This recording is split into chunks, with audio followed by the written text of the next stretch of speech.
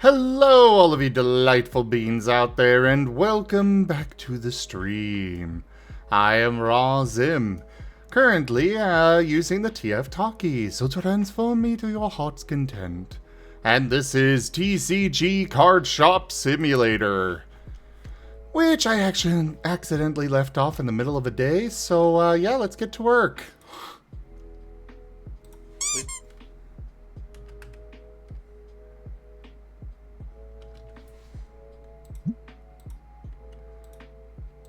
But yeah, go ahead, Viv, Narashi, whatever. They're talking about Stellaris stuff. Yeah, Gib Gab's telling me upcoming changes, and I was going, the one that he just posted was like, God, that's so nice. I need to play some more points, Stellaris. Like auto-generate change button. Oh, thank God. You're welcome. I don't believe in you, Arceus. Go away. Aww.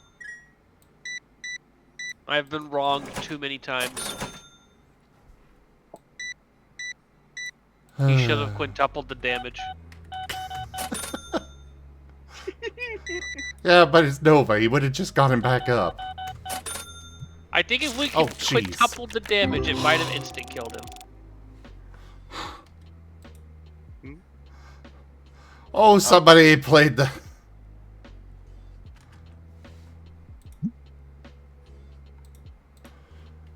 Always startles me.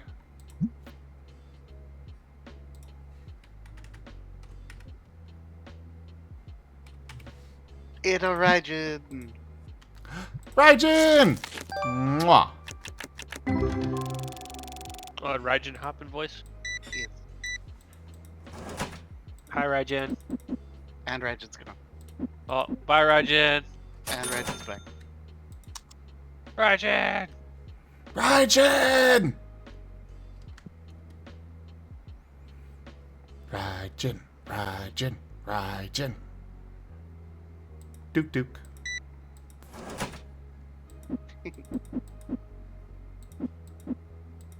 Although they did make it harder for me to get funny numbers for my naval capacity. Aww. That's a good thing because it means I actually have to care about that now. Oh. Trust me. Many of my games, I just reached a point where it's like, oh, I can have 12 billion Corvettes? Cool. That box was doing a thing. I can trade an actual... Okay, black dice. You have a lot of boxes, by the way. I know. I don't have... I haven't been able to unlock the storage area yet. Yeah. Also, I just looked briefly and saw, like, one customer was beating another customer with their shopping bag. Yes, they were getting sprayed, and they don't like getting sprayed. But maybe they should put on deodorant before they go out in public.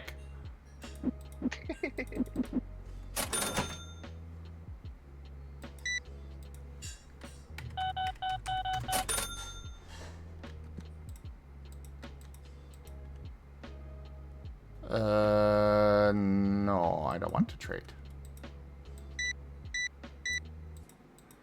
Do you mind? I'm working here.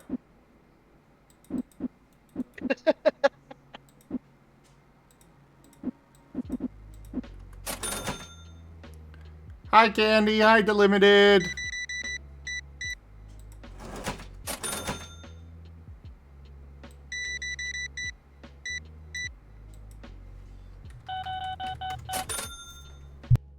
Interesting, Gab. Interesting. We interesting.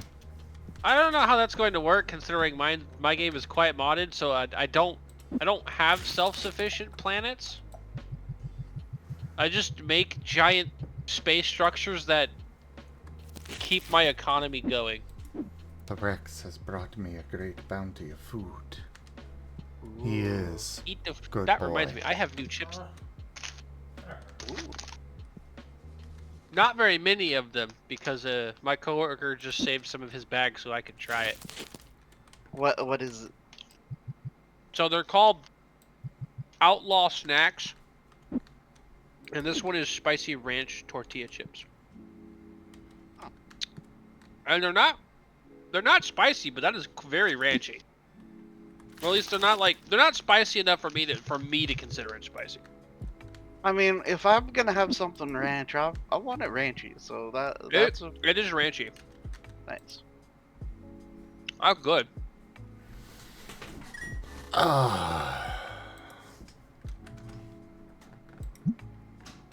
Oh, okay. I did not expect them to accept the severely undercut price. Nice. Sometimes people do that.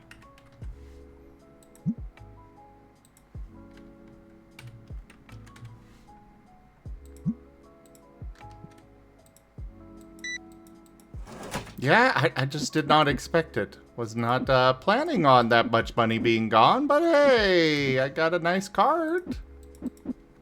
Yeah. Oh my god, Gib, I hate the piracy mechanic. It's so bad. Yes, I'm playing a hive mind, and somehow my own people are pirating. My own collective consciousness is pirating itself. Hello Sometimes- there, Xeno. Also, guys, TF me. What the heck? But I don't know what any of those precious- things do. Precious small. What is that? Is that your ferret thing? Hold on. This is Marten. Yeah. Okay.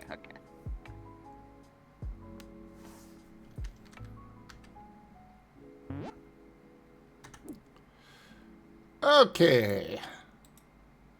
Oh, and they're talking about Stellaris Delimited. Yeah, we're talking about Stellaris. How is that gonna work with like hive minds and whatnot that don't use trade?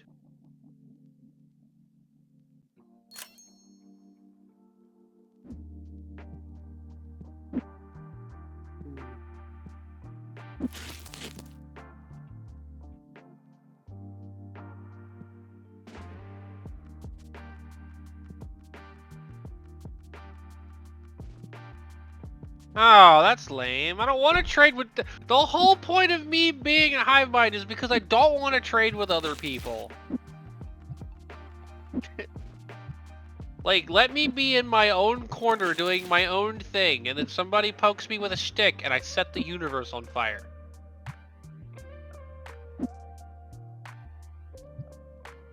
Make me have to trade with people. Okay. I mean, to be fair, like, trading is trading is a little ridiculous right now, because it's just, hey, this is just more energy credits per month.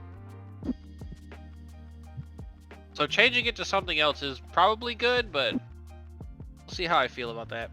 It's basically RimWorld in space. There's just as many there's just as many war crimes.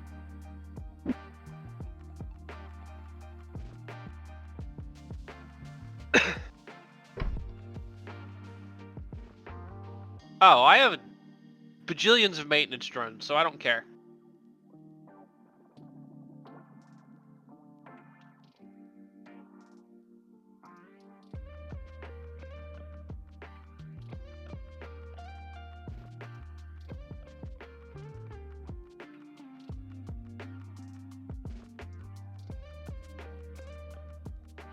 I had to add that. Also, Raging. Mwah. Mwah.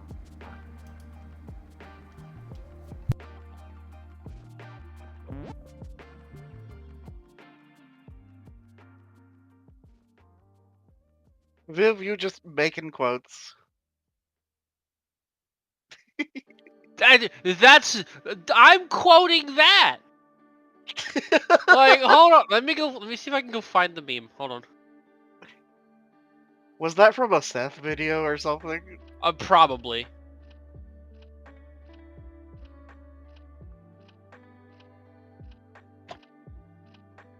Let's see if I can find the original.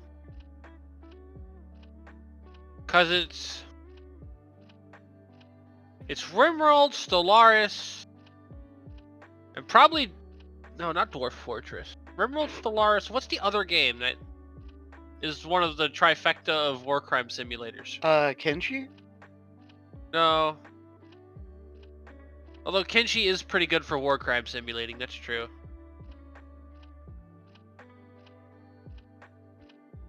I'm only familiar with RimWorld. I've not heard Stellaris referred to much for war crime. Stellaris is war crimes in space. RimWorld is war crimes on a local level. And then there's another one. There's another one that's like I believe it's a tier of. There's either one that's like a tier below RimWorld in terms of like space that it takes place in, because it's like local level, like galaxy level, and something else. I can't remember. It's been so long since I've seen the image, and the image is basically what. Oh, but there's like a chart or something. I guess you're. Yes, it's basically a little chart, and that's the image that got me into RimWorld, because I already played way too much Stellaris. Yeah, we're sitting at almost 3,000 hours on Stellaris.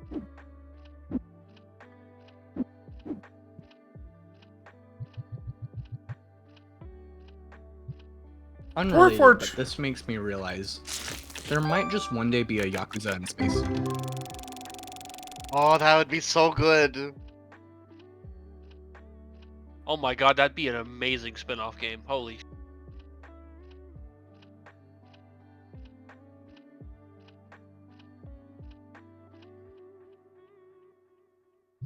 Ah, well, this isn't. Oh, okay. Yep, I found the other one. It's Star Sector. Yep. Here we go. I found the image. I've found several images. But go ahead and post it in media and we'll see if that's the right one. Okay. Media sharing.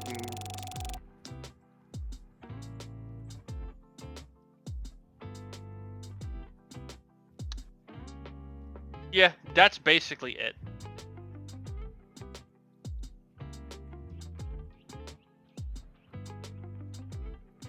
That is more or less it. Yeah, galactic, planetary, or local. Yep. You might not do war crimes in Star Sector Delimited, but it's very easy to do war crimes in Star Sector. In fact, it's also very profitable. As you do. As you do. War crimes are profitable. More at 11. Xeno Dwarf Fortress is essentially local level war crimes, just like RimWorld.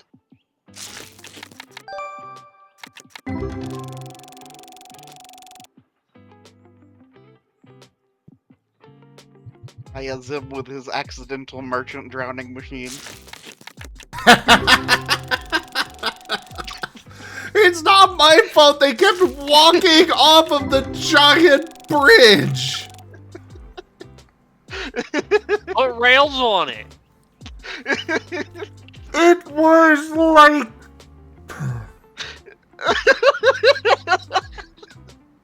They take up one square.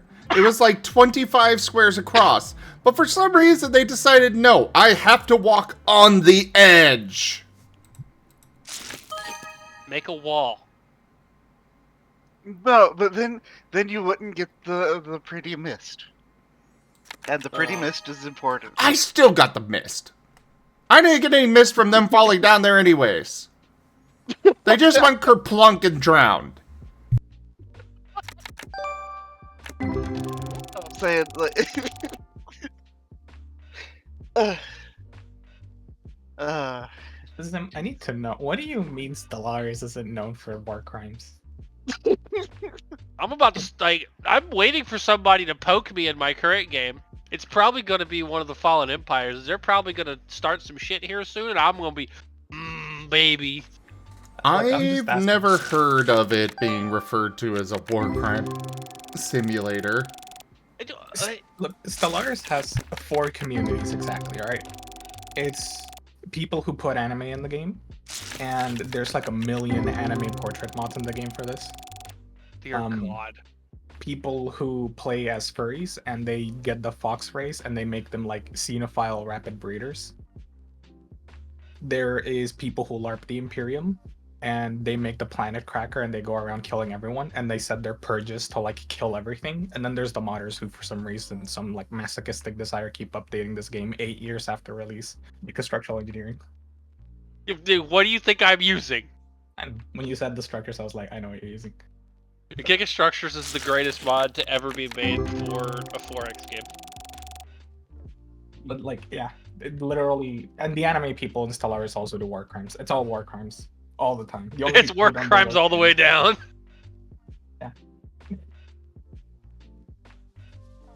You're not a Ninja Rex, you're a raptor. Hello there, my little kobold. Oh, hi. Hey, sir. And hey, Gabby. Hey, Cats. Hey, Raijin. Hey, Vari. Hi. How you doing? Hi, Rex. I don't know what this current planet killer weapon thing I have is, but it says I put them in the basement dimension, so... What? Please explain. What? I can't explain, I can't find it on the tech tree anymore, it's too big. I don't know when I got it. I just once I hit a certain point, I set my I just set my research to auto, and I stopped paying attention to it. Because once I've hit a certain point, it's like it doesn't matter. I'm safe. Nobody knows it yet, but I'm safe. And Zim, to be fair, I was gonna say, Stellaris is partly war crimes because people LARP the Imperium, and partly war crimes because there's nothing more satisfying than looking at like the civ that has been bothering you the entire game and being a giant pest, and grabbing a planet cracker and just planet cracking their capital. See, my favorite is I'll planet crack some of them, put some of them in fucking terrariums, and then just like, you know, continually just use other. I'll make it take longer just so I can do more things to them. Oh, because the options are so widespread. I have like 6 options for planet cracking weapons just on my Colossus. That's not counting some shit I'm gonna get later, and that's also not counting one of the modded things, which is a little bit more excessive than a planet cracker. Oh, you're gonna get the I have the Star Killer, or not the Star Killer.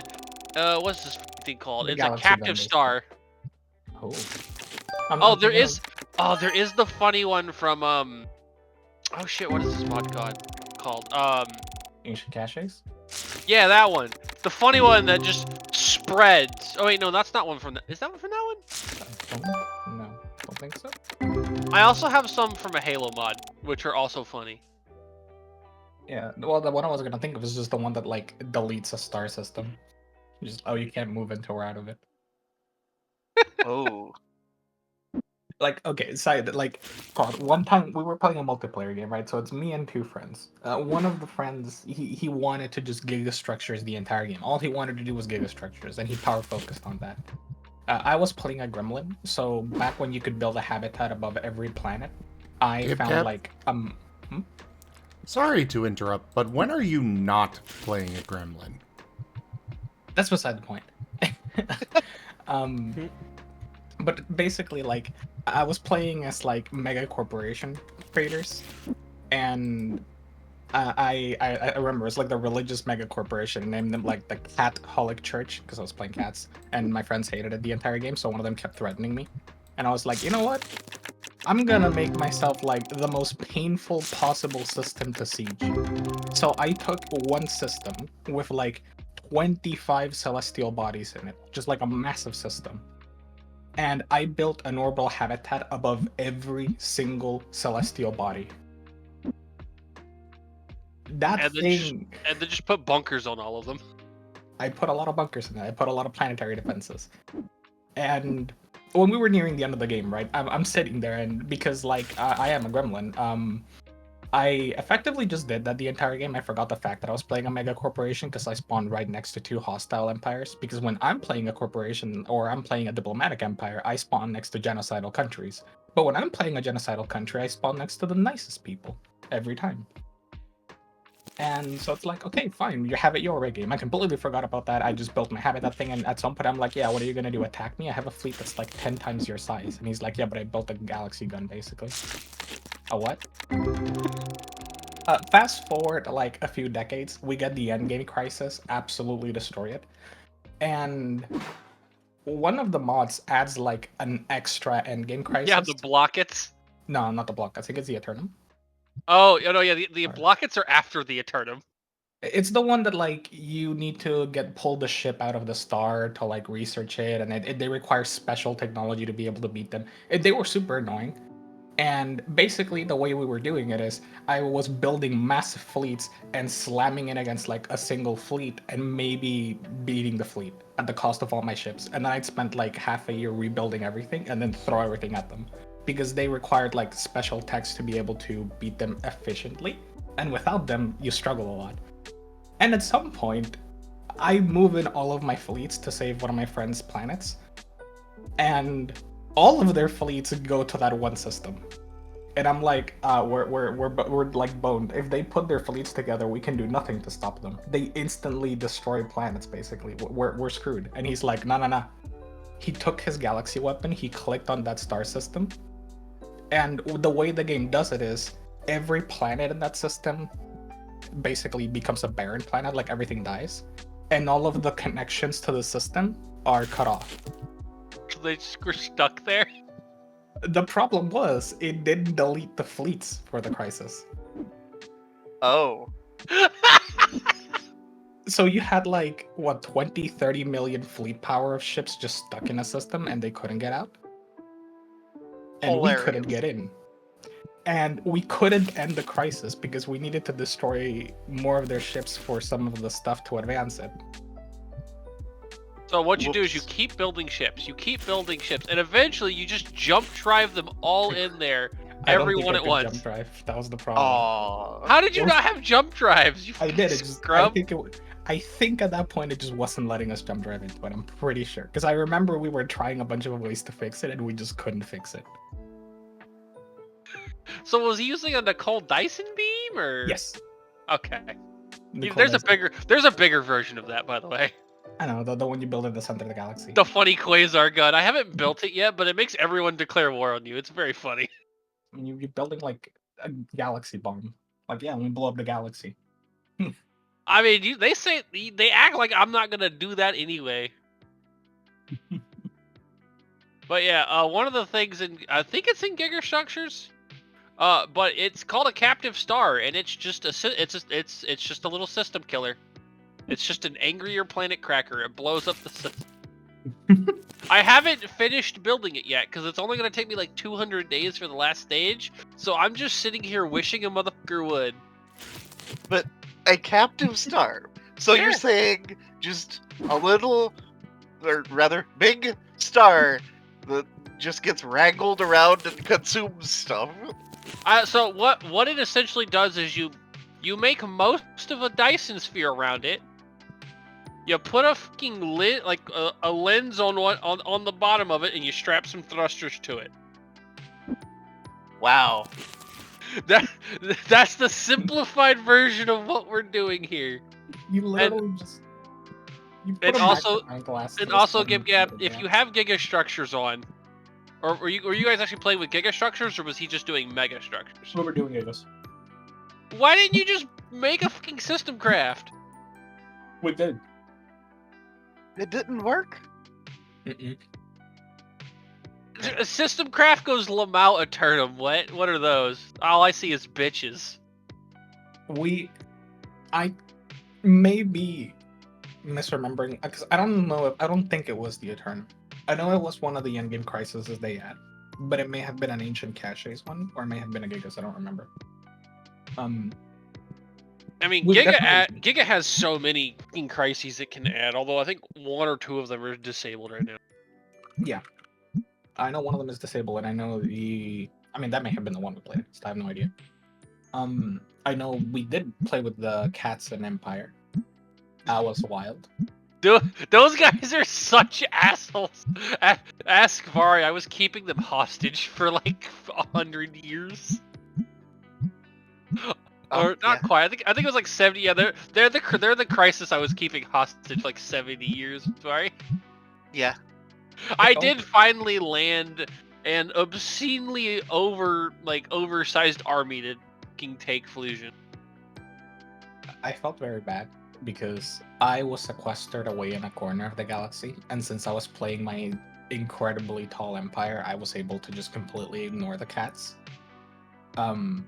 But then I couldn't in the end because like both of my friends, one of them he wasn't new to Stellaris, but he kind of knew what he was doing.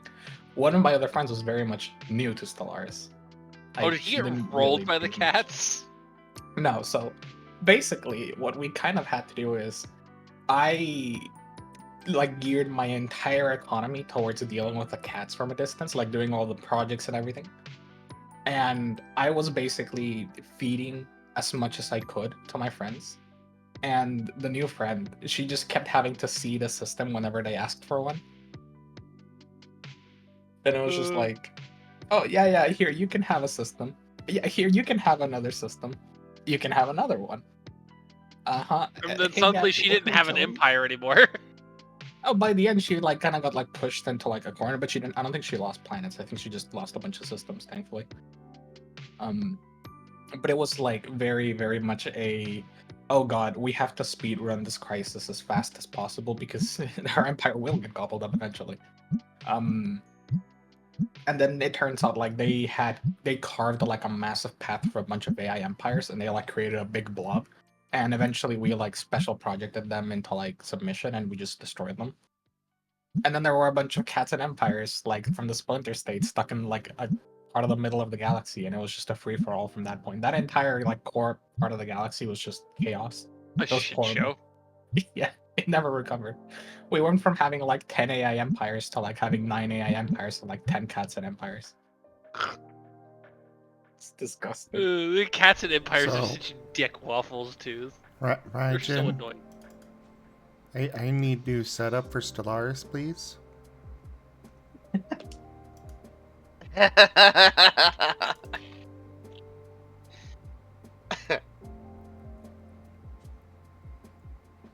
Ugh. That reminds me, I should The probably... Raijin you are trying to contact is unavailable. Oh no. What if I give kiss? Mwah. Because it's funny. Actually no, we're not gonna work on. Oh, one more thing. So, Yeah, we. Viv, picture Yeah. this. Advanced AI Empire spawns. Cool. You can handle them pretty easily, right? When I feel like dealing with them, usually. Yeah. So I kind of mostly ignore them. We don't bother each other. And then I noticed they're becoming really strong really quickly. I know they improved the AI a lot, but the AI is not that good. And we're talking like I began putting in my very best work to try to overtake them, and they were still like putting out way more than they should have been. I'm like, well, did I enable like Starnet AI or something? What happened? I didn't. What is happening? So I did some intel, and the Gigas allows you to add in like the MLP faction, like the MLP planet. Yeah. And they apparently can do some really insane, wacky like scaling. And they get some like good bonuses and stuff. I looked at the subjects tab for the Advanced Empire, and the MLP planet was a subject for them. And in like 2300, they were in the middle of building multiple megastructures. Yeah, see, I never have those guys turned on because I don't really care for MLP stuff. I do turn them on. I guarantee and turn on them, and I guarantee blockheads, both at a higher difficulty than normal. I just allowed everything in that game. That was my problem. I couldn't even get to the end game. The Advanced AI Emperor steamrolled me, steamrolled the Crisis, steamrolled everything. It was ridiculous. That is pretty funny. It was just like, what? Out of everything I can get beaten by, and I get beaten by the ponies. Meanwhile, me over here, never having played modded Stellaris, period. It's pretty great. All you do is giga structures. Don't worry about the rest. Honestly, gigastructural engineering is like the only one I would ever consider like borderline mandatory, because it adds so much shit, and a lot of it is honestly pretty goofy. Especially if they started like having their own models made, because before what they used to do is they used to essentially use a lot of the like in-game models for stuff, like in-game textures and whatnot, and very creatively like screwed with them to make the things that they wanted. And now they've actually got like, they've just straight up got their own like models for a lot of the giga structures now that look way better.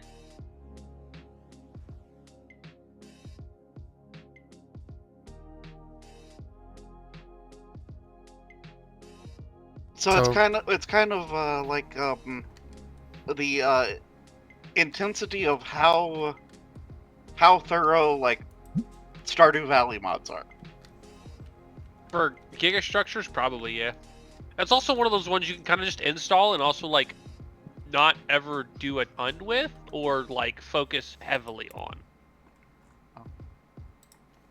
Like, because whenever you load up the game, it pulls up the menu for it, and you can choose what to enable, what to limit, what to make easier for yourself, all that stuff.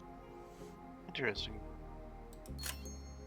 You can make it to where your mega structures do give you like, I don't know, like 8,000% more resources, and the AI gets like a 10%.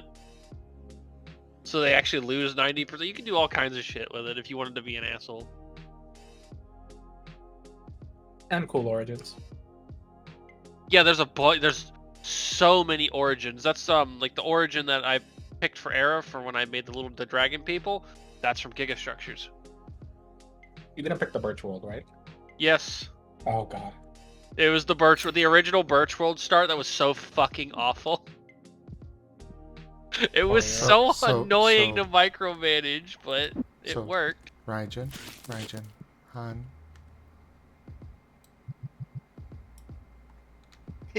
Raijin. Hey. What? Mwah. I need setup for Stellaris, please. Wow. And I know you're there this time because you responded.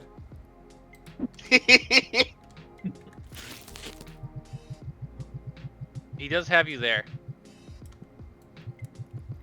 I mean, hon, you don't need any of this until like you start playing it.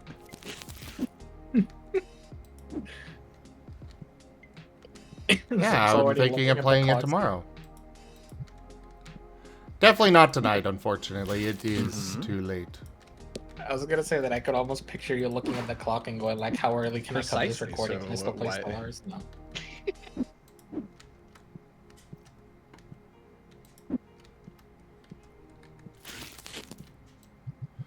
In other news, Rex is a good boy, Rex is a good boy, Rex is a good boy, Rex is a good boy, Rex is a good boy, Rex is a good boy, Rex is a good boy.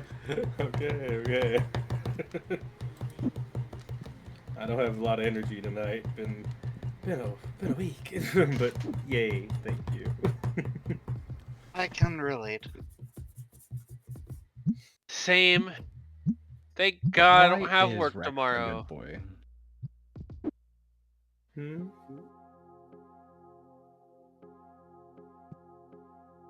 Inquiring minds want to know. Why is the good boy so good? Well, first off, he made me a delicious dinner.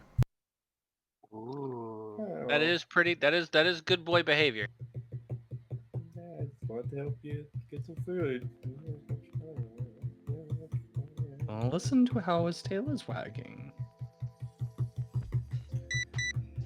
We're gonna do something nice and feed my He also refilled my water.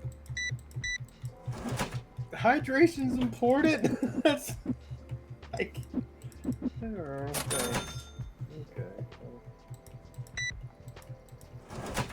Anywho, I'm just over here playing some Marvel because they have to clone thing back. So Yeah, so I Hey. my share too. You're being a good boy. I'm hanging out Nice, with you. quietly, just chewing on your toy in the corner. Oh, wow. Yeah, I am kind of just being quiet. I don't have much to say about Solaris or anything, but it seems kind of like a cool thing. Hope you have fun with it. Yeah. I've enjoyed what little bit of it I've watched from Viv. I've never actually played it myself, like a What's whole lot. Solaris? Yeah, I played it like a little bit, and it kind of was a little overwhelming for me It is. personally. It's definitely a bit of an overstimulating game if you're not used to it. Also, there is so much border gore going on in this freaking... There have been no wars, and there is just so much border gore. Oh. I hate it. I hate it in this galaxy. I'm going to kill everybody. Also, Gib-Gab, just so you can be amused, where is my army that I landed on the Katsun Empire? How big are they? What is the strength of this empire? 13 million. Nice. Good lord. They had a defensive army total power of like 20,000. I just sat there mustering armies and was like, eventually I was like, you know what, this is probably enough. Dumpsters them. Did you know, Gib-Gab, that their neighbors can turn their planet into a fucking ship? What? You know the stupid brown dwarf system that's right next to the cats? Mhm. Their stupid neighbors, the skeletoids or whatever they call themselves. The magic? They use magic and they go, hey look, we turned our homeworld into a ship. You know, quiver before us, we're going to take over the galaxy. I did not know that could happen. I think as far as I know, they just like went and like fucked off, and I don't know, they just went like to vacation afterwards. This is the only, like, I usually just let them sit there for eternity, and they never do. This is the one time they decided they wanted to throw hands, and guess what? I had parked on Fusion at the time. System Stellarcraft. Oh no. I just moved it one system over and it eradicated their race. Because... Oh yeah, that's a problem of having your whole planet as a ship. Whoops. And being Whoopsie. only in that planet. Whoopsie. Oopsie daisy, die.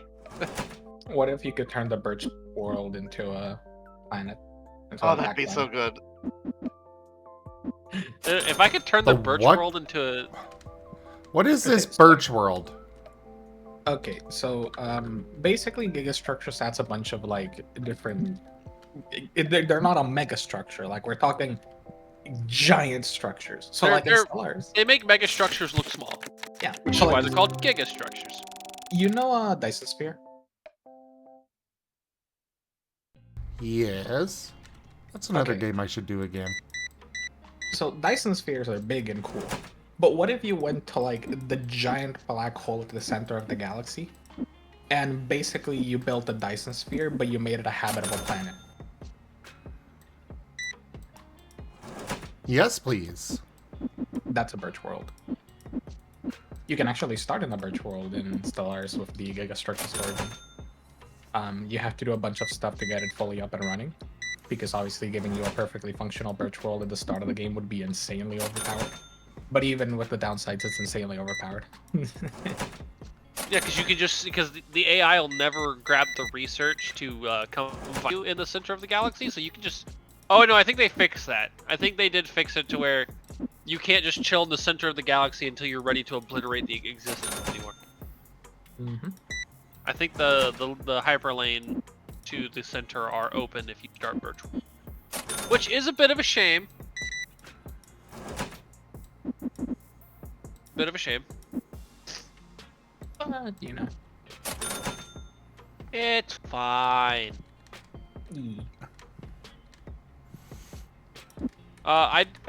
There's also the very funny, the very ironically named planet type you can create called the Magano world.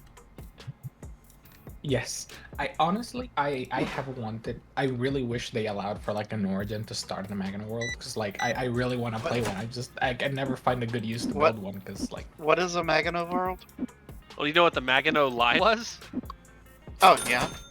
No. Yeah, no, this is the interstellar version, because it's all fucking hyperlanes. So you have to go across an actual like you can only access systems that are connected. basically imagine a giant fortress world that's made to be like as impregnable and hard to bomb, destroy, and/or blockade as possible. And it has its own special snowflake, space, like not space station, like orbital bombardment platform thingy above it that essentially functions like another space station where it just obliterates everything. They're not getting through my first one. I put it on a black hole for starters. But yeah, so is it like effectively a hyperlane barrier in planet form or something like that?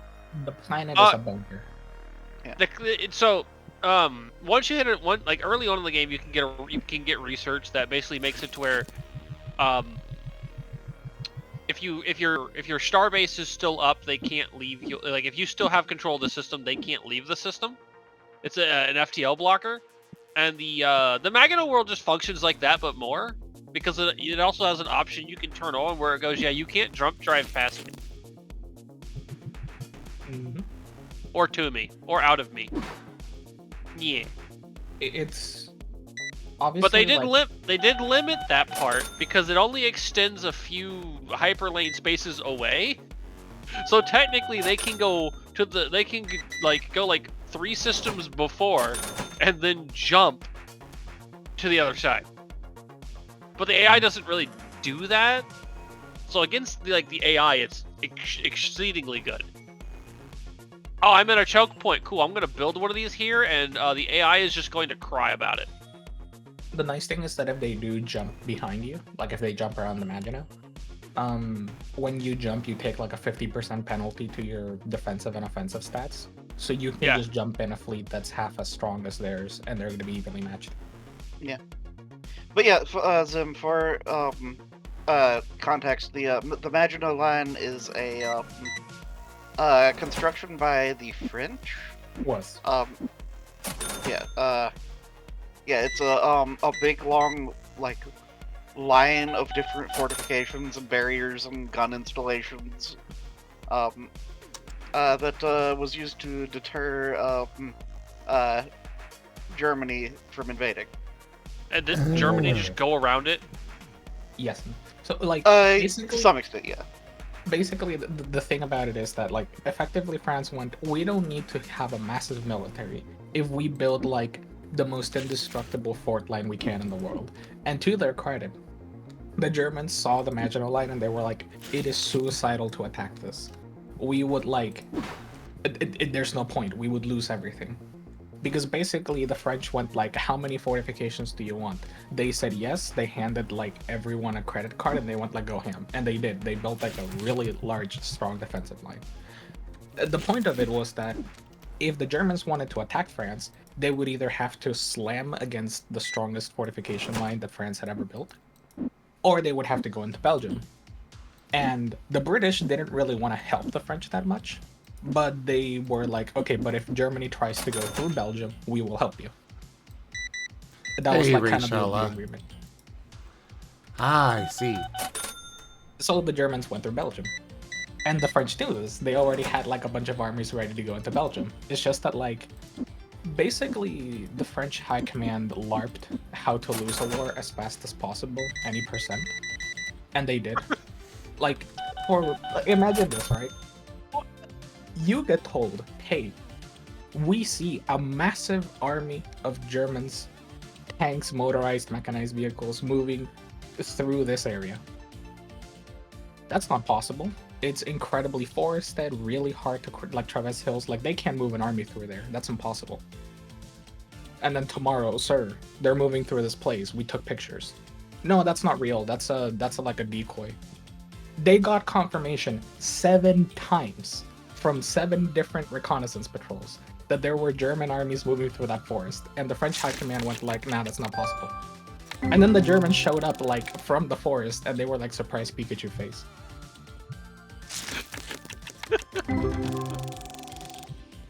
So like, basically, somehow Germany blundered into exactly the perfect move, and it makes me like angry in this this shouldn't have worked, and I hate that it worked because it makes them look good.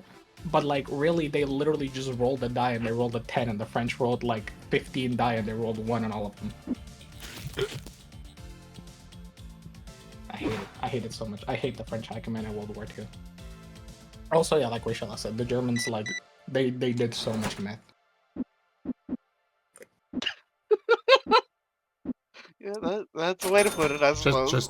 Just casually throw that out there, you know.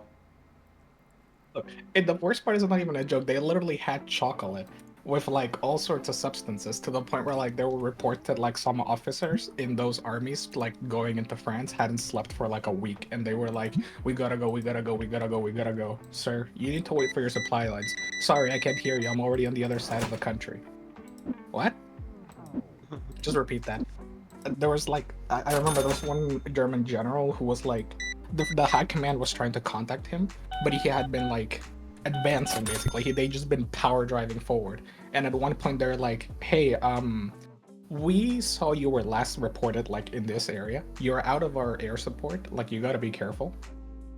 Oh no, I'm like 100 kilometers forward from that point. I don't know what you're talking about, like that was yesterday. So, you know, if you don't sleep and you don't rest, apparently you can drive really far. That is not advice. Do that, no. Do not do this. Hey, Rex. Mm-hmm. After your next match, could you come out here, please? Okay. For a sec. Aw, there's one lonely card left. Aw. Yeah.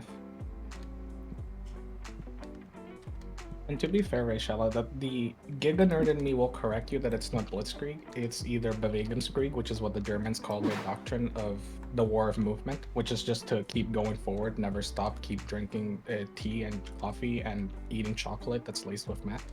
So just keep doing that until you win. And also combined arms warfare, where they had like 10 columns supported by aircraft and then infantry following close behind with artillery like to support the infantry. So you would break through with the tanks, the motorized would follow through to plug in the gaps, and then the actual infantry would move forward. And they would all work together in a very nice coordinated effort, which is the benefit of the Germans because they were able to use things like radios. Meanwhile, France was like, I'm worried that they will use their radios to hear our communications. So instead of taking advantage of the radio, let's use people on horses and flags. And for some reason, the Germans communicated better than the French at the start of the war. I can't imagine why that was, but surely not. I mean, the French must have been able to hear the Germans talking through the radios and predict all their moves. Blitzkrieg is the name the English gave the Germans, just going really fast.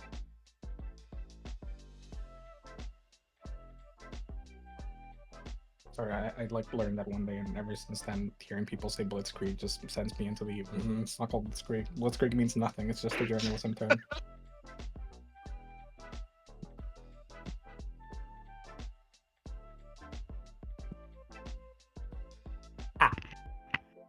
Point is, you can build a bunker planet in Stellaris. Yes. Which I know Zim would like. Yes, I would.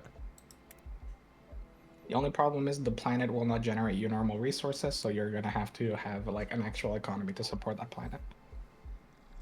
And they can be a little expensive. But the thing I do a lot, which I could easily see you doing, is I like to take defensive things, and I basically spend the entire game building big like star bases that are made to defend, and I just fill up the entirety of my space with them. And around like every choke point, there's a defensive station just like fully cracked out. Yep, It's like, that's where I'm at. it's like, oh, what's like the fleet size of my enemy? 100,000. Oh, cool, I have like a 50,000 fleet. But on the border of every like system that I have with them, I have a station of like 200,000 fleet power. Yeah, what's my see, what are we looking at for my my star base? That's still building defense fortresses. It's not done yet. It's at 25 million fleet power. Good lord. Oh, you know what's another really cool thing you can build? What? Asteroid artillery. Oh yeah, those things are so funny. You can, so like, if you have like an actual like defensive system, and you can like, if you pick a system that has asteroids, you can make the entire asteroid one giant artillery cannon. Yeah, you can make the bigger asteroids. You can actually just turn them into guns, and then you can upgrade them later. And their weapon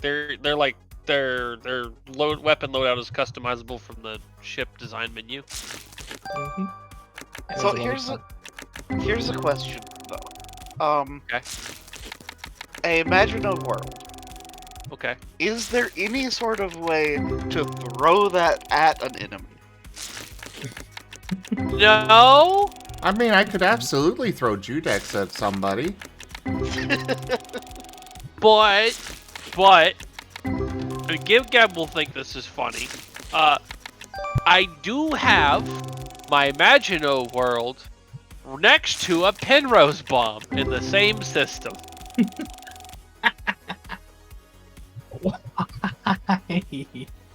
Because I thought it was funny. Wait. Okay, you're gonna have to explain what a Penrose bomb is. Okay, so Yeah. a Penrose bomb is what an actual like dice is. What is the Dyson sphere version? It's the black hole version of a Dyson sphere. And with gigastructures, there's two things you can do with it. You can put a ring world on it, so you can have people living there and doing cool black hole shit, or you can make it a fucking bomb. Okay. Okay. So, oh no, people are attacking my Magano world, and I can it's somehow I think I'm going to lose. I just hit the detonate Penrose sphere button, and it fucking obliterates everything and scrambles the hyperlanes. Oh. Oh. Yeah, so everything in the system dies, and all the hyperlanes for like 4 jumps get fucking scrambled. That's wild. Oh, it's hilarious. I've never gotten a chance to actually use it on somebody because nobody ever wants to fight my Magano worlds. Me neither, and I really want to someday. One day. That reminds me. I haven't put any defense fortresses on the star base that has my Magano world in it. So we're just gonna spend a lot of alloy. 17,000 alloys per fortress. We're just gonna put as many of those in as possible. How many is that? Oh, that's 23 of those. Okay, That's a so lot. clearly the thing that you need to do then in order to utilize this to max hilarity is to figure out how to do a figure out how to get one like in the middle of enemy territory and do a Penrose rush. So technically that's possible. Mhm. It would require them to have a black hole in the middle of their territory. No, they don't even have a black hole. Remember, with Gigas, you can make black holes. Oh, okay. We're getting somewhere. What's the thing that makes black holes? I don't remember. And use the compressor. Oh, okay. I thought. Doesn't it? You use that's one of the stages for it, but I don't think you can undo it at that stage. No, but what I mean is, like, I think you can take a star and compress it to become a black hole, no? Yeah, but I think you have to keep compressing it after that. I believe. You know what? Fuck it. We gonna find out. Where's the construction vessel? Oh my god. I have plenty of systems I'm not doing shit with. We're gonna make one of these bitches useful. Who wants to die? Which star wants to die today? This one. Who's here? Nothing? Cool. There's not a damn thing I care about here. Where's that compressor? Come here, buddy. Where you at? That's not it. No, that's not it.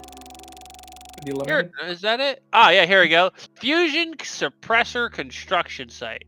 Can Okay, convert regular stars, neutron stars, and black holes. We're gonna find out. Oh yeah, never mind. I was gonna ask something, but then I realized I'm not gonna ask a question. We gonna learn today, boy. And look, the limited. You have to understand, like, when you play enough Stellaris, everything about like optimal and strategy stops mattering, and it just becomes like this would be really funny. And then you send the And screenshot to one of your Stellaris friends. Basically.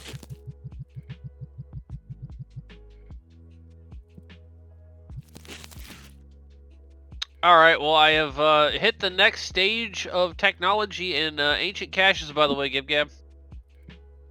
Honestly, which one? Because I did a little bit of ancient caches, but I've never really gone too far into it.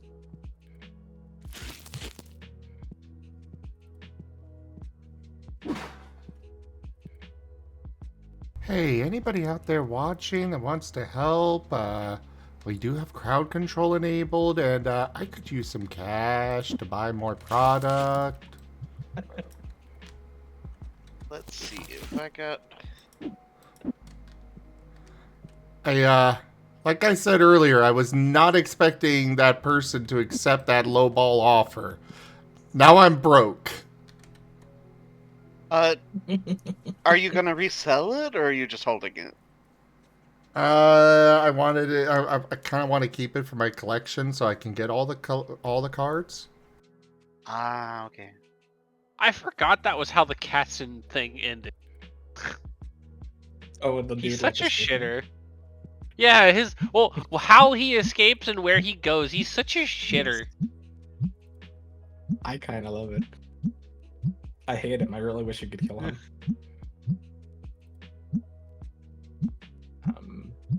But well, it's just a lot. It's fine. All my friggin' scientists are like getting their output now, so cool, I guess.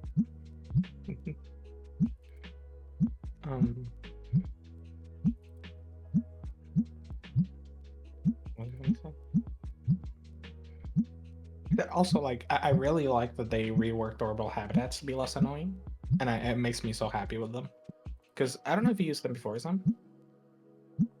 I never really did because they seemed kind of pointless. So it depends.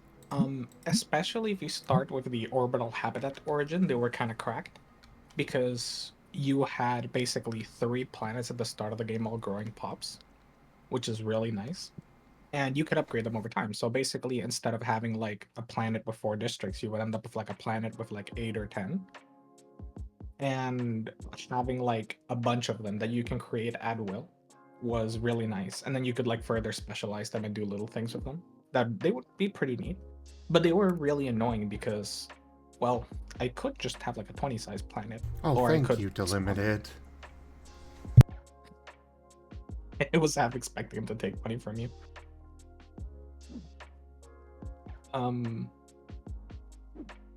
But yeah, like they were nice. They were just also like a little tedious sometimes. So what they did is you build like a single habitat in a system, and then whenever you build like a habitat district, you build it on top of a big planet or a moon or something.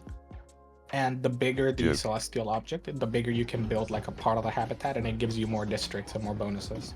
So you can have like one habitat and you build like parts of it all over the system. And it still is only one, but they can be much larger and they can have many more bonuses now. And it's like, ooh, I like that. That's cool. Fair enough. And then you never touch planets because planets are stinky. You live in the cold, beautiful certainty of steel and space.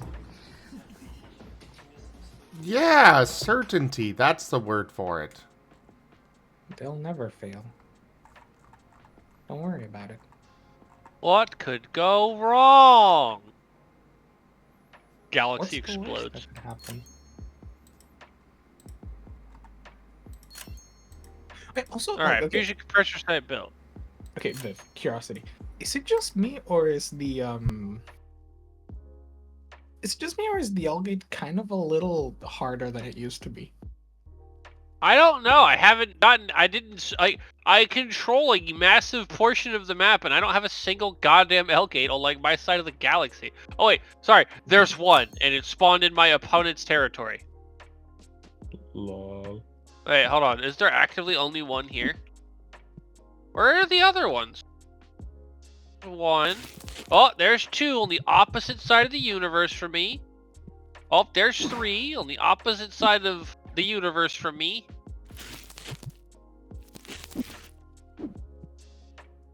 Season. This is how Only you can three? get your engagement. You talk about World War II, and you let the two local World War II turbo nerds in chat just talk about it. Yeah. Oh, there's four. Yeah. There's 4 L gates. Also, all these other idiots that have pirate problems.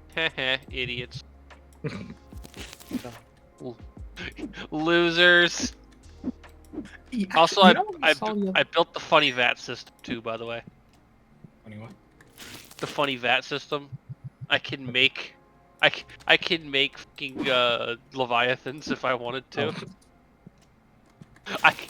It's so dumb. No, don't tell him he'll want to play like with dragon armies and navies. Yeah, you can do that. Yeah, but I wanted to play like gigastructures. I mean, that's part of gigastructures. Oh, I mean, like virtual. Plays the dragons, he's gonna get rolled by the Onion Crisis. Oh, you mean the water dragon boy? Yeah. Yeah. Who cares about him? He looks cool, but he's dog water. Yeah. I did have a match where I spawned with them, immediately text towards the necro thing, and then spent the entire. I had to do this a couple of times to get it to happen, but I got all the dragons from that origin, the ether drake baby, and I got the very rare L drakes to spawn. Hmm. And I managed to steal every single one of them. Oh, thank you for that purchase, Vari. Holy crap. Oh god. Oh, and I just realized how much money you sent me. What the?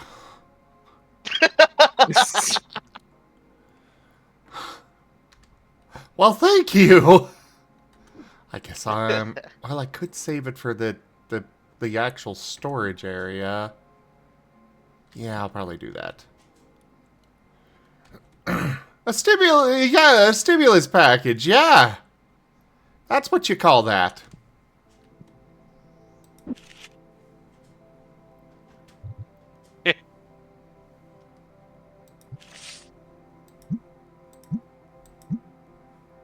My Navy capacity is I call it currently. Rex is a good boy. My Navy capacity is currently at 15,551 out of 13,651. We're doing good, boys. This number is only going to go up. Because I'm printing moons. I have 3D printers and I'm printing moon. I didn't realize. I missed this death diary. I don't know why I didn't realize I hadn't read 368. I'm even more hyped now. Oh. They will. Every notification, like every pop-up that does not require immediate action, will become a notification. Oh, thank God. And you can customize your notifications and messages. I don't know to what extent, but... Holy shit. Also, I'm gonna cry. Why? They are going to allow you to customize and set up which precursors will spawn. Thank God. All of them, none of them, whichever one you want. Give me Cybrax every time. Yeah, you can do that. There's a couple other ones that I like, but like usually it's. I think there's a couple that I've gotten that I've never actually finished.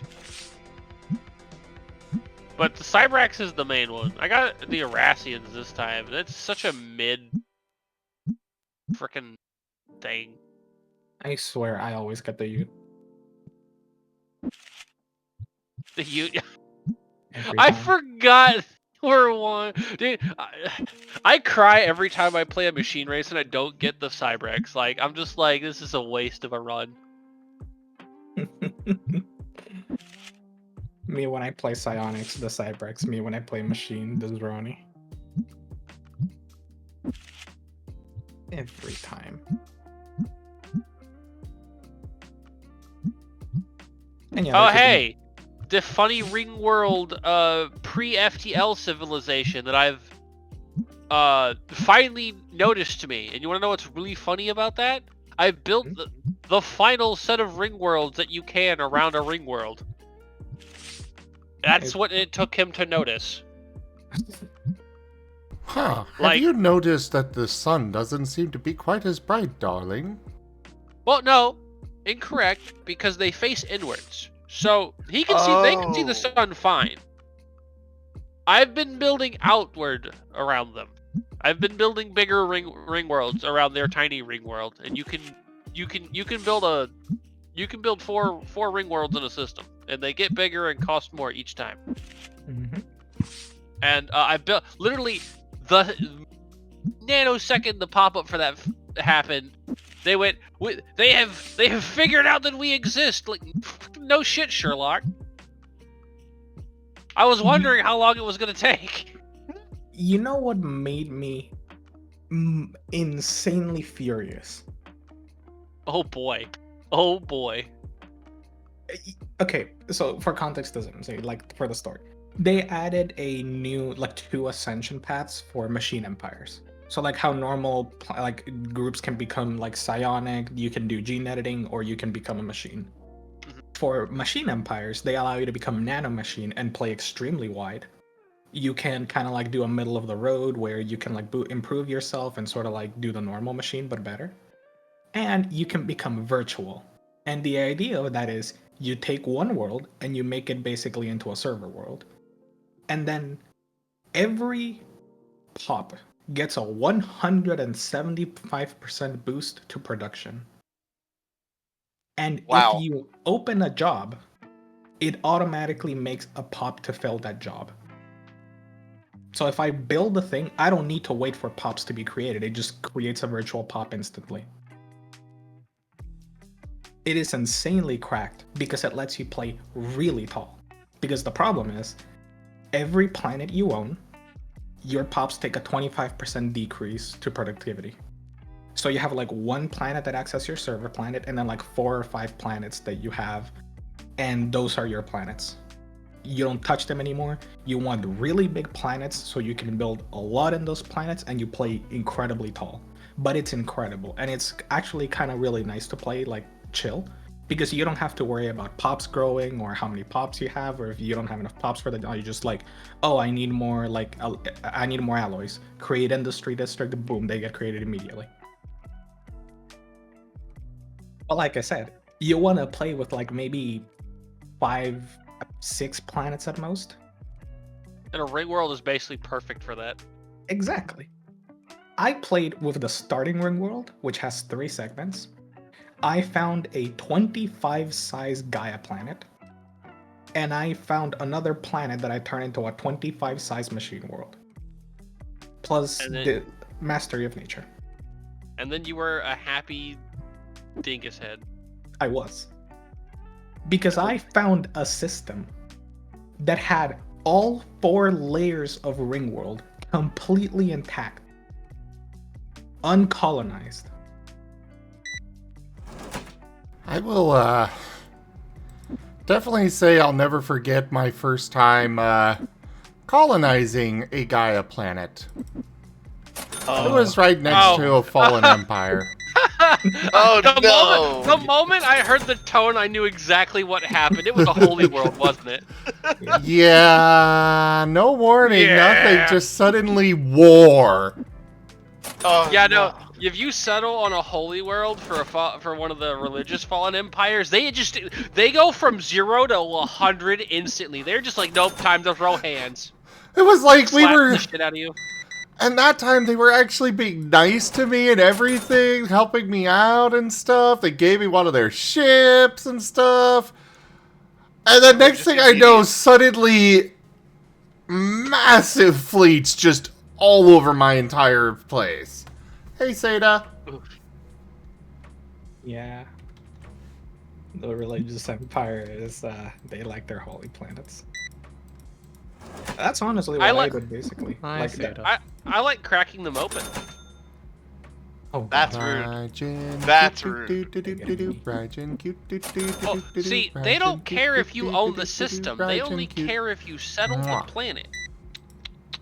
And one of the funny things Ancient Caches adds is a lovely planetary decision called Final Word. Oh? It basically goes, hey, you want to really fuck this planet up? Press the funny button. Uh-oh. And it gets like,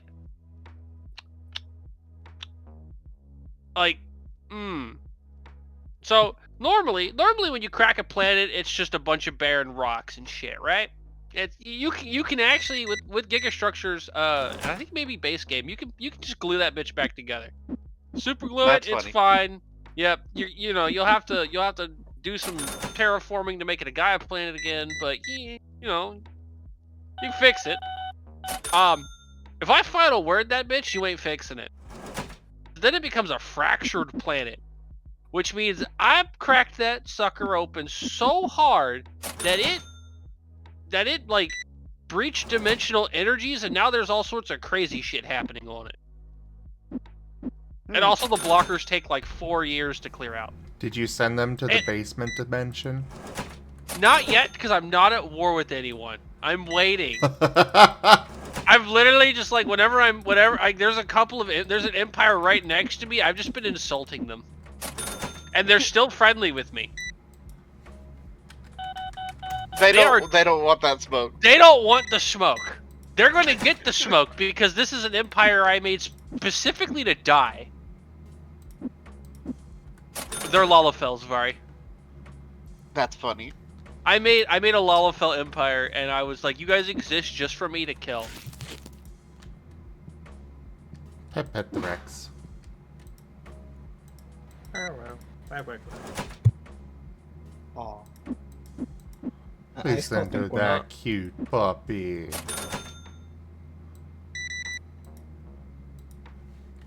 I still have to admit, I think one of the pettiest things I've done, well, actually in that exact same run where I found like the 16 ring world slots that I couldn't colonize because it would completely destroy my empire if I colonized all of them.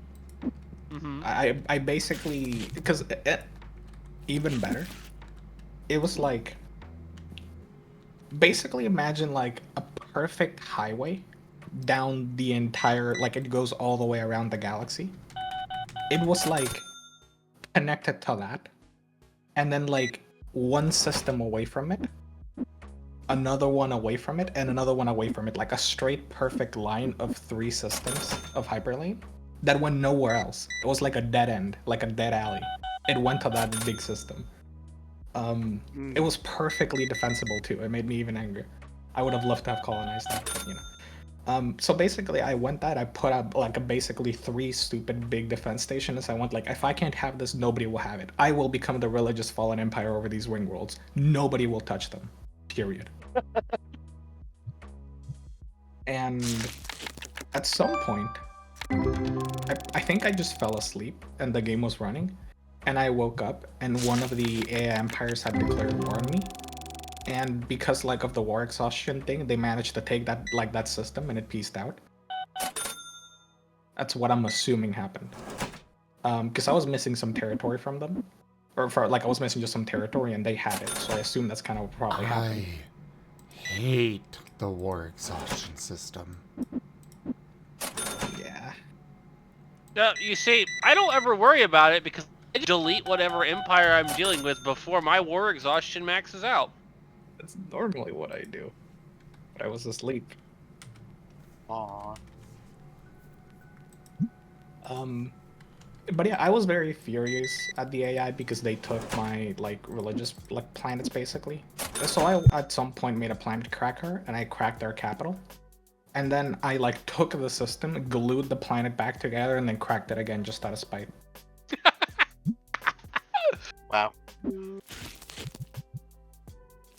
Still probably the pettiest thing. I let them keep that like system in the end with the things. 'cause, Actually, like, I wonder. Hold on. Can I? Is there? I'm gonna make people upset by doing this, but hold on. We're gonna save real quick. Fuck. I'm just gonna save. Uh-oh. Like, I'm not gonna keep this decision, but I really want to know what the basement dimension does. That's kind of funny because like sometimes with one of the storytellers we had, we like that's a friend group. We sometimes would go for like I think this Zim is a bad used the idea." basement dimension on me.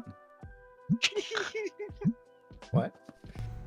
Yeah, he lives in the basement, Oh no. along with all the other artists. With all the other artists. Oh. I guess that makes sense. Can I Vari declare acting all war? concerned about that.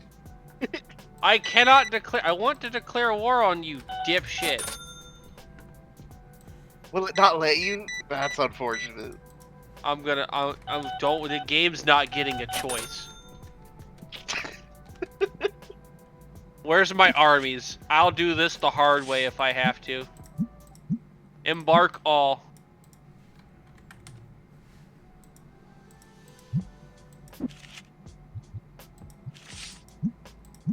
What was I gonna say? Heck. Our pre-FTL interference policy does not allow this. No! Alright. Hold on. Where is this option? I can change this edicts. What if you just Pre-FTL. basement dimension your own planet? No, I don't want to do that. Aggressive interference. You should do that. You already saved. I'm not wasting one of my own planets, even for this. Yeah, just Oh, really technically I own this planet. They just live on it. I declare war on you now.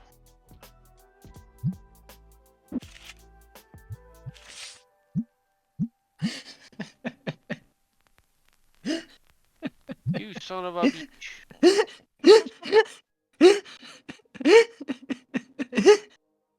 You good? Something broke, Raijin.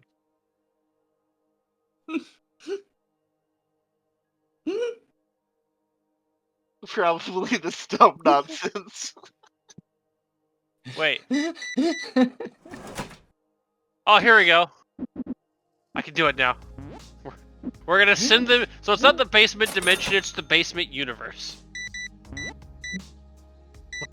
What?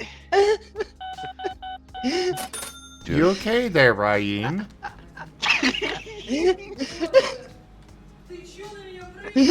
Breathe on. Isn't that guy you're trading with? I swear he's a crypto bro. What? What? He does look like a crypto bro. Yeah, that's fair. Holy crap. You, bro! Would you like some Rencoin? To the moon! You're gonna kill Reg. He's fucking dying right now.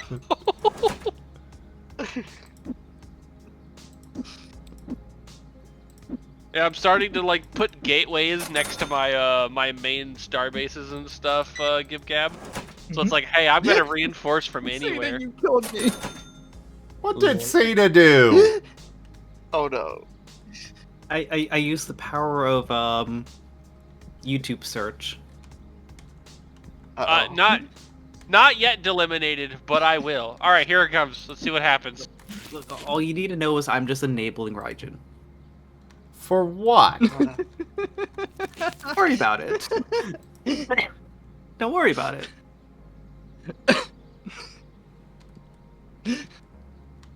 This could only end in tears, whatever it is. Tears of laughter or tears of joy? Okay, I is want an charging explanation.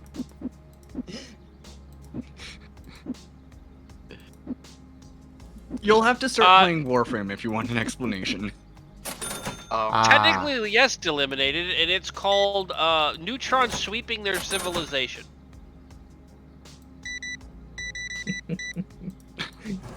All right, we are sending it to the basement universe. 30%. 50%. Also, they already nuked their planet once. That's the funny part.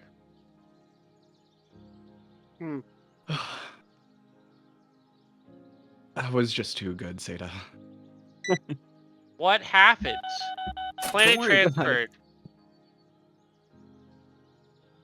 As GHS Apocalypse successfully located and entangled a spontaneous quantum foam wormhole, New Caprica is gone. The entire celestial body has been sucked into a separate basement realm, after which the unstable wormhole immediately collapsed onto itself. Where once was densely populated cities and districts is now only blank, empty space. That's Is it kind just of terrifying. gone? That's amazing. I want that. It's just fucking gone. There's still an orbit line for the other planet there, though. Somebody bought my $800 card! Booyah! Okay. Nice. Oh, I got an achievement for selling a $200 card. Cool. All right. But Well, how you doing, Seda? You feeling better? We have our ups and downs.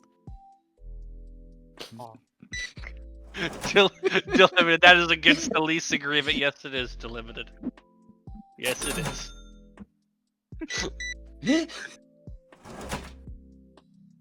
Your Grace, there was never a lease agreement. Well, okay. The good news is that they've made it back to the Bronze Age. So they're doing. They're getting there. Yay. Do I have any other? Oh, I do. Yeah, they're on the Ring World. They can't ever not be FTL anymore, because I also settled on the Ring World. Oh, actually, speaking of FTL, like the pre-FTLs, I swear the less you want them to be successful, the more successful they are. Basically. I was looking at one, and they were completely opposite to my ethos. And I was like, okay, I'm trying to play nice. I want to feel like a giant ecumenopolis of everyone. So like, I'll just keep them alive. So when they get like uplifted, I can put them in the ecumenopolis as well. Fast forward like a few decades, I get the event with like the scientist defecting, and like he wanted to become the god, so he like yeeted them right into like the industrial age. And it's like, okay, kill the get the scientist back, kill him, yada yada, cool. And they keep like doing better, and they enter at some point the nuclear age, and it's like, okay, so maybe they'll nuke themselves. Nope. Averted every catastrophe. Oh, they discovered AI and they have like an AI revolt. Yeah, that'll probably kill them. Nope, they beat the AI revolt. Can like they die, and then they have that event where like one person tries to unite the whole thing, and like the rebels are winning. And like, oh, do we want to like support the rebels and help them win yet? And I'm like, I'm not gonna touch it because I mean they're gonna win. And for the first time, I saw like the rebels actually lose that event, and they reached the fucking FTL stage as the exact opposite to my ethos. And I'm like, I've never seen them actually manage to do this. Like all three nearly wiped them out crises in a row succeeded. Why this time? Why of all times it has to be the one time where I can't planet crack them? Aw. And I had to deal with that. Put them in the basement dimension. I was playing like a passive xenophile. Oh, see, anytime I've done that, if I really didn't like somebody, I would just annoy them until they declared war on me, raiding stance their planet, take what the population I needed, and then put them in a glass jar. Put their planet in a glass jar, and then immediately pieced out. That's not a bad idea. I just wanted all of their pops. Oh. That Monopolis reached like 600 pops and it still wasn't enough. I wanted more. Seda, Yes. please stop breaking, Ryan. Yeah, it's been fun hanging out. I'm gonna go ahead and start chilling out off Steam and winding down and just dip for a bit. Okay. That sounds Have a illegal. good night. Good night. Oh, y'all too. Yeah. Well, I'm not going to sleep. I'll be seeing you when you go to sleep eventually. How long are you going for there, My Rex. Master? 10 a.m. No, seriously. Oh lord. He's not going 10 a.m. because otherwise he'd be playing Stellaris right now. Yeah, I have. That's fair. You only hit the 10 a.m. spot when you're playing like Stellaris or RimWorld, and more likely Stellaris. RimWorld, you can actually hit a point where you can just go to, what is this? What? I'm not Oh, sure that's I've funny. ever gone that way with RimWorld before, but fair enough. I did hit a point where I literally just fell asleep at the keyboard, and my colony was so defended that they just didn't die while I was asleep. But yeah, reminder that we do have recallers tomorrow. That's fine. You can call me and wake me up. Gosh darn it, Viv. So, Gab, have you ever seen the AI make use of dimensional lock before? I don't think. What mod is Dimensional Lock from? Base game. It's from the Astral Scar stuff. Oh, I haven't really played with that now. Yeah, one of the things you can do is you can just go, that's a cool wormhole you're using to get into my territory. What if I turned it off for a year? Oh god, yes, please. Yeah, That's actually so good. yeah, where's the... You know, Yeah, dimensional lock. Or sorry, it's for 10 years. Based. Oh, okay. And you can use it on a wormhole, L-gate, or shroud tunnel. Once locked, only those fleets with your permission may enter, last for 10 years, has a cooldown of 10 years. Yes. It costs 1,000 of the astral threads though. And you have to do I think you have to do 3 astral scars to even unlock the option for it. Oh. For each astral rift completed, you get an additional 250 astral thread storage capacity. So you really only need like to do 4. Actually, there is one problem with me doing Stellaris. I don't think I've got all of the recent DLC. Which other ones that matter?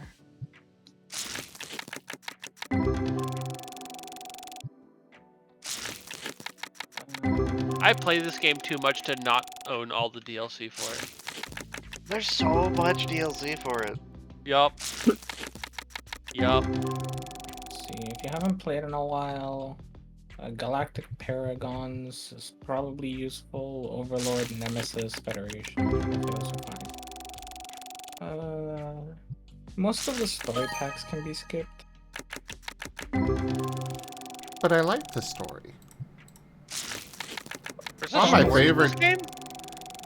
of my favorite things is the various exploration stuff. Yeah, you'd probably want to grab like ancient relics, but some of the new ones are like, or some of the ones are kind of specific to like certain thingies, and they can be a little funky. I haven't played with Astro. I don't even know. I think I did it with multiplayer when I did it. That is the one thing I like about Paradox. They're like, hey, as long as one of you owns the DLC, we don't give a shit. Have fun. What did Astro Plane even add? I don't even know if I want to buy this thing. It looks weird.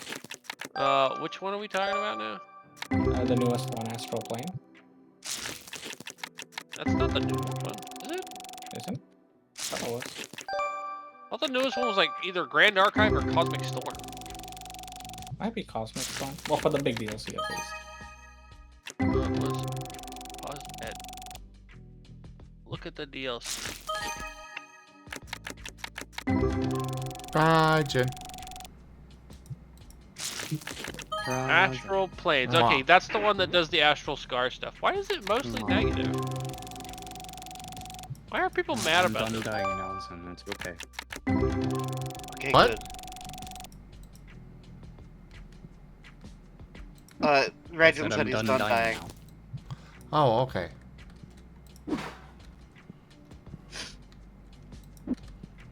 Are you sure though, Reginald?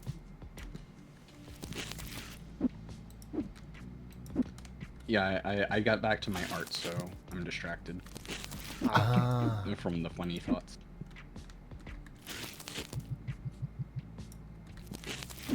Oh wow, I still have the like I quickly just opened my phone to look up what Astral Planes had it, and I looked at a tab that I had open, and I had one of the I had a game breaking influence that I was gonna redeem that I didn't, but I typed out like put event somewhere in the ship and have like an imposter kill someone and then make a murder mystery. And I was like, I'm not gonna send that. That's kind of stupid, and I just left it open there.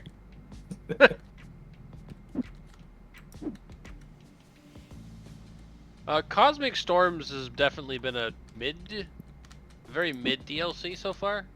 I don't like them. I turned them off. Yeah, I mean, I just put storm repulsion things all over my territory so I just can ignore them and everyone else can suffer. Although, to be fair, I do have cloaked ships, so I am having them occasionally make storms in other people's territory. You can do that, and that has been pretty funny. Anytime I get a little too bored, I'm like, hey, you. Actually, this guy doesn't have a storm. Where's his capital? There's his capital. Go here. Initiate galactic storm.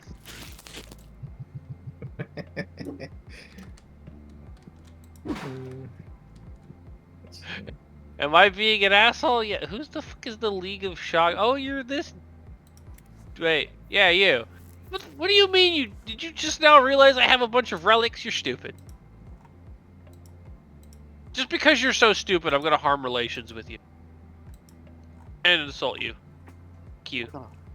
Loser. I stole his relic earlier, so this particular empire does not like me, and I'm basically telling them to do it, pussy. Base. All right. Basically how I play this game. Okay, I guess basically the main complaint of Astral Rifts is that it just doesn't really add enough for the $20 price tag. All right. Storm preparation. Supercharge the star. Let's go. I don't know what this does, but head on with the we ball. Have you figured out whether or not you can make black holes yet? I'm working on it. Okay.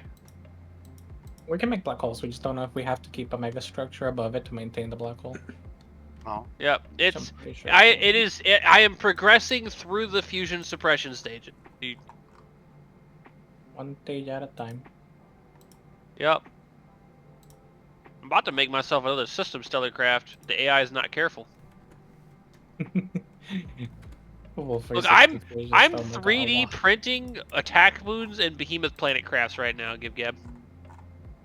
That's fair. See, I don't like them because I just want to be able to like click my fleet, duplicate it, and then click make all the thing, and then have it be done instead of having to like make the planet crafts and look for like a good moons and then put them all together and make the system kind of look. Well, you see, thankfully, Gigastructures has the celestial. What's it called? Stop giving me these god awful friggin' perks. Awa is one of the forms that you can turn me into. Wow. Wow. Exactly, Wow. Delimited. Delimited, that's essentially the energy I keep in this game. It's just I send them a message and they open it up and it's just a picture of me pointing and laughing at them. What's I up, want to make a Rachel? mod. I thought I heard you say something. Nope. Okay. I want to make a mod say for the cube. Stellaris and then just have it add one Wow. insult and it's skibbity, and that's it.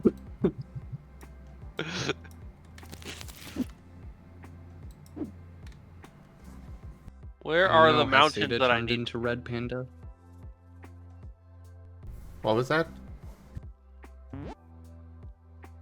Has Seda turned into Red Panda now?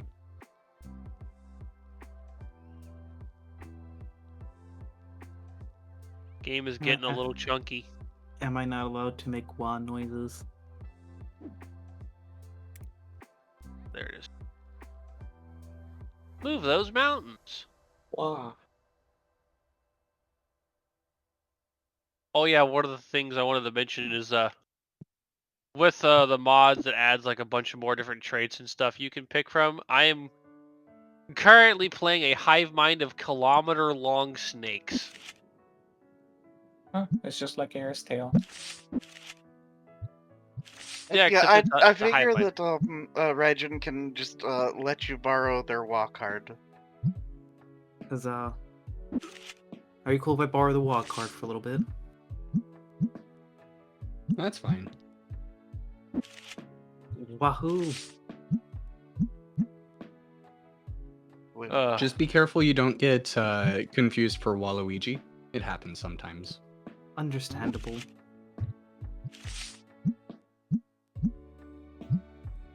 All right, we're about to go find ourselves another planet to, another a star to do terrible fucking things to.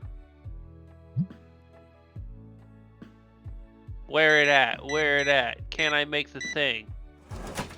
Be sure it's somewhere with some good lanes to scramble. Actually, does it need to be an A class? It might need to be an A class star.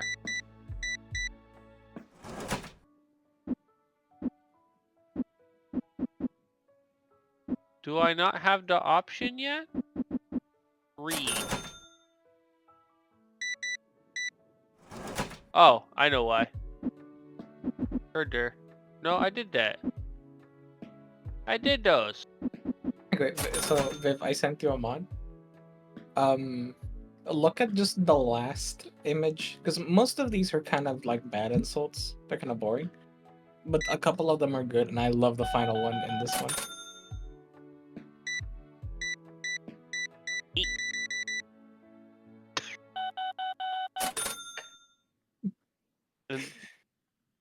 I mean, to be fair, some of the base game insults are pretty good.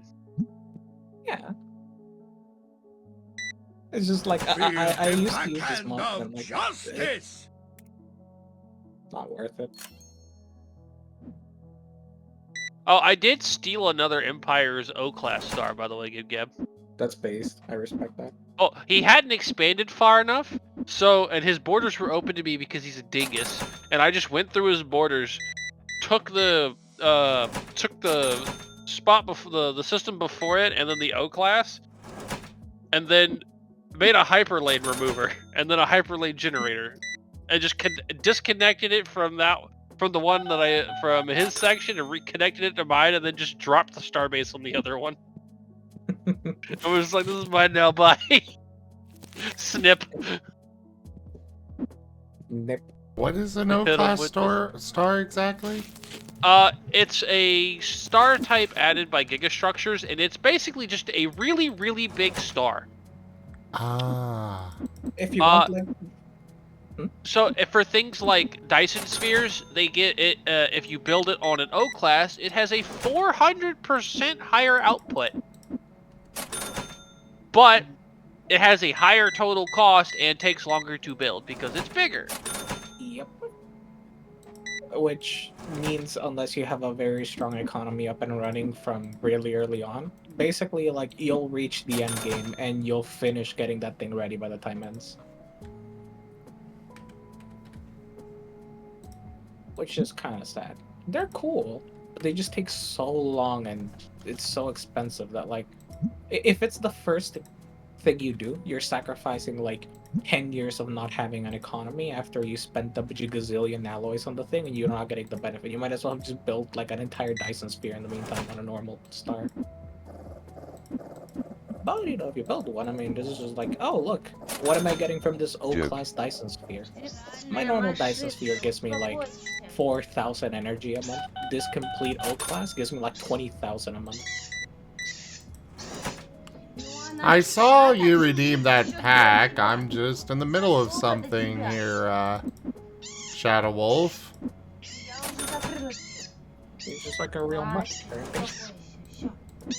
Dogs. Ugh. I know, right? Dogs derogatory. Wait, hold on. I have to change my icon for that. There you go. Ugh. Dogs.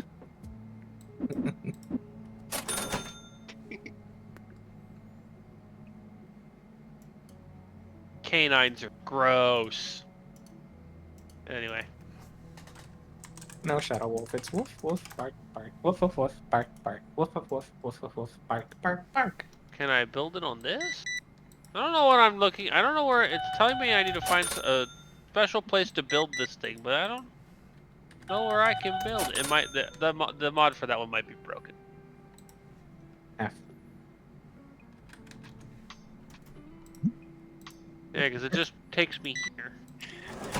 Oh, unless I'm stupid and I don't build it on that. Merle, I'm sorry, they're not. Their dogs just got roasted in Ages of Reflection. Dogs are not cool at the moment. Only men Yeah, are. you don't even have a man bun. Yeah, you're just a dog. Wow. Okay, I was just dumb. I'm not supposed to build it on a star. We're gonna build it here. Oh wait, before I actually build it, pause game, I still love Baby Fleet though, he's Manager, ship.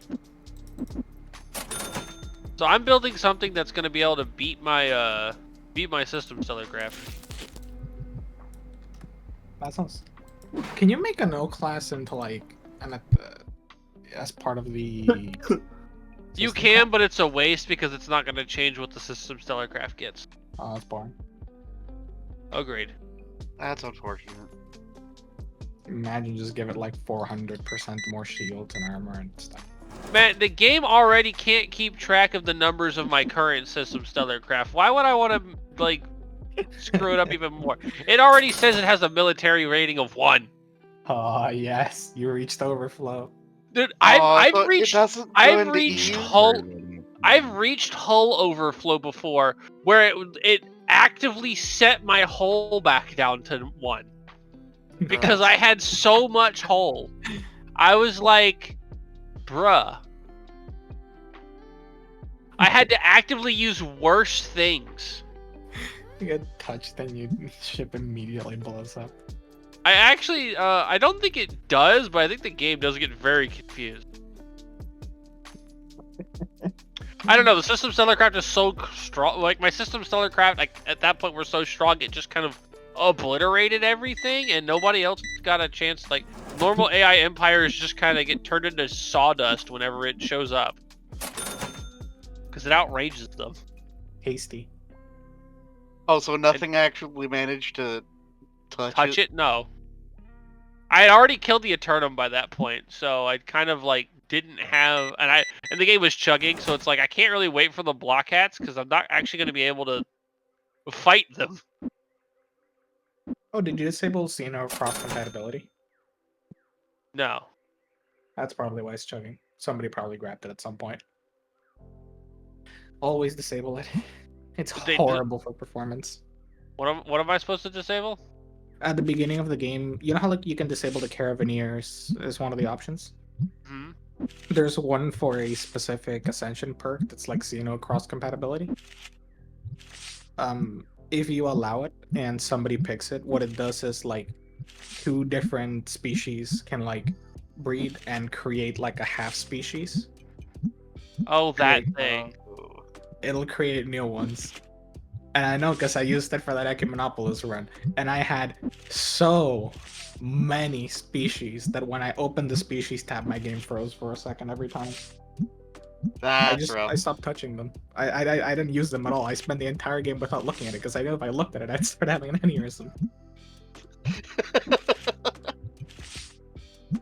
Okay. You know how like the AI tweaks their pops, right?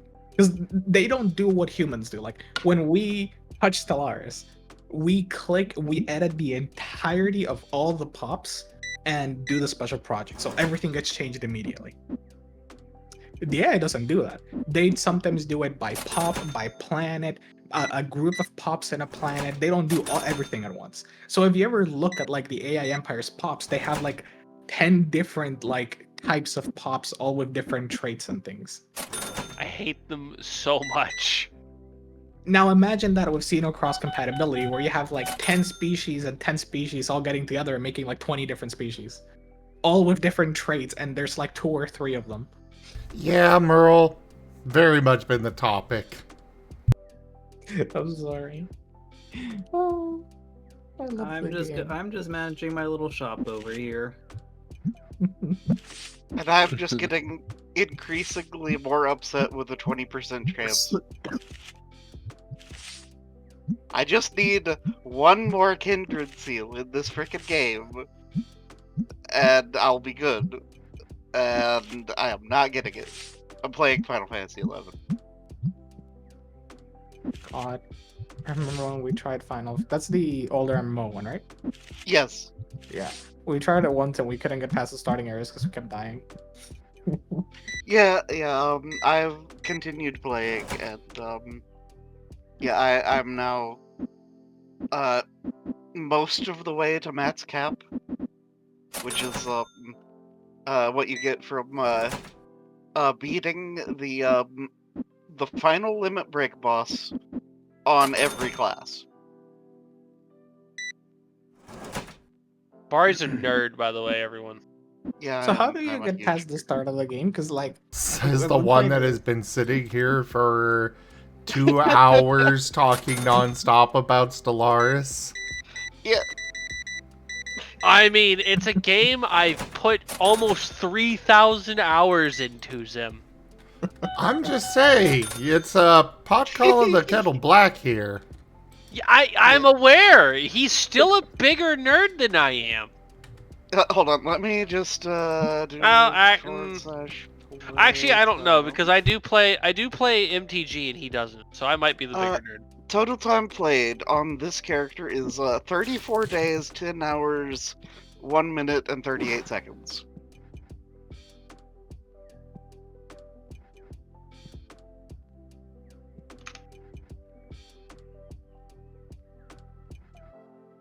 I have 120 days in Stellaris. Wow, okay, wow, that's... Why, Kip impressive. Cap?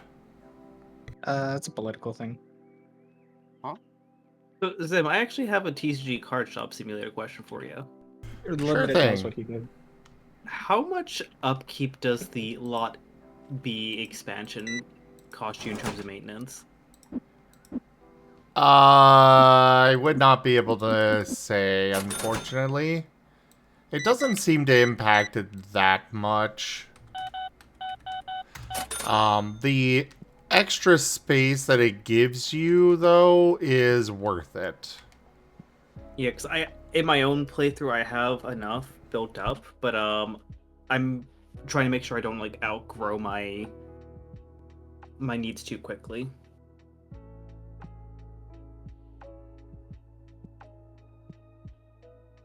Finally, I got the last kindred seal that I need for a full set for an impop thing.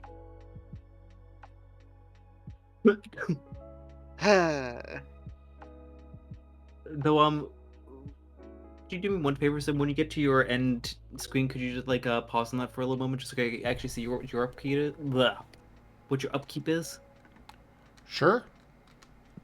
Much appreciated. Because I think you got the first 4 actual shop expansions, correct?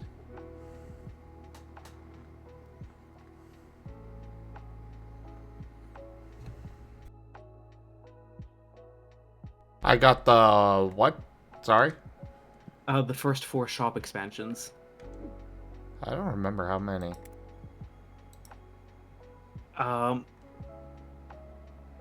Yeah, just the first 4. Alright. I can math it out later. Math it out on the screen. Yeah, I can... Wait, where did you come from? I've spent all my influence. Every time. I hate influence. Oh, there is a I mean, I'm getting 43 a month right now, so. That's terrifying. But I did get a fun. Astral Scars does allow for one really neat relic. It makes all your leaders immortal as a passive effect. That's very nice. I like that. It also has a thing where it increases your monthly astral threads by 333% for 10 years. That's a lot. Very easy to start dimensional locking people. Oh god, have you ever played Psionics with the Psionic Spire? With the... I don't think so, no. So Giga structures for if you place a Psionic Empire in Gigas, you get 2 like unique structures you can build. One of them is like basically a big psionic beacon, and one of them allows you, like that one gives you special stuff you can do. So like for example, it allows you to increase your jump drive range by like 400 or 500% for a limited time. So you can jump halfway across a normal size galaxy, which is insanely cracked. It's really fun. And it allows you to get a bunch of bonuses every now and then, but it's meant to be like use it for a little bit of time and then it turns off, and it's pretty cool. And there's another one that's like a psionic hyper siphon, and basically you open like a portal into the psionic dimension in Stellaris, and you like begin sucking out resources, and it gives you like 5,000 energy plus a bunch of the like rare resources. So it's really nice. There's a problem with it, and I didn't know about it. Oh? It'll spawn the Unbidden. Oh. Not immediately. Eventually it does it. I didn't know it did that. That's funny.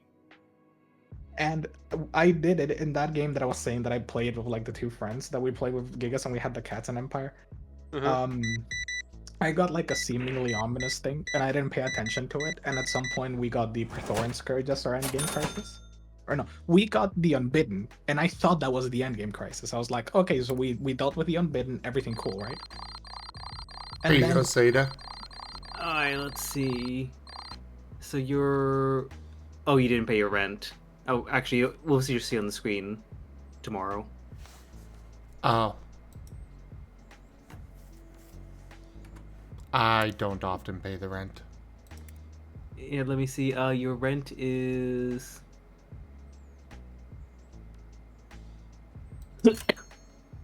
It's been a few days. Yeah, we'll take a look at it the next day. Well, unfortunately, this is where I was going to end tonight. Oh, fair enough. It is that time. And I am very tired. Yeah. So, thank you everybody for joining us today for TCG Card Shop Simulator. Check out our website, zgfgaming.com. We've got links for our Discord, Telegram, Mastodon, Blue Sky, Patreon, and more. There on the website, as well as down in the description below through our link tree. Thank you to my patrons, tippers, and subscribers. It is your support that keeps this channel alive and going. I cannot do this without your guys' help and your support, so thank you. Consider becoming a patron over at patreon.com/zgfgaming. It's one of the best ways to support the channel, though you can also do so by sharing the stream around, picking up packs of cards to stream loots, using our Humble Bundle partner link, or by subscribing to us on Stream Loots as well as YouTube. But for now, thank you so much for joining. Don't forget to grab some merch at zgfgaming.store, and I bid you all the most fondest adieu. Later, nerds. Bye.